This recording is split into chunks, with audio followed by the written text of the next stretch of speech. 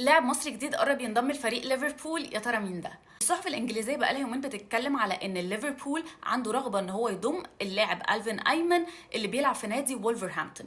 اللاعب اللي عنده 16 سنه، والصحف انجلترا بتقول ان هو موهبه كبيره جدا. ليفربول هيدفع فيه 1.5 مليون جنيه استرليني كتعويض لنادي وولفرهامبتون علشان يقدر يضم اللاعب اللي والده بيحمل الجنسيه المصريه ووالدته بتحمل الجنسيه الانجليزيه، وده حسب ذا سيكريت سكاوت.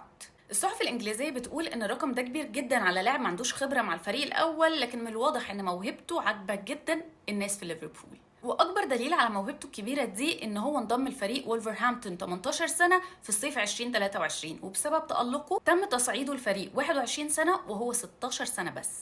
صحف بريطانيا بتقول ان اللاعب هينضم لاكاديميه ليفربول، الا انه قد يكون متاح للمدرب ارني سلوت علشان ينضم في اي وقت للفريق الاول. من ساعة الخبر ده بقى الصحف كلها بتتكلم على ان في مصري جديد رايح ليفربول بعد محمد صلاح وكريم احمد لاعب فريق الشباب.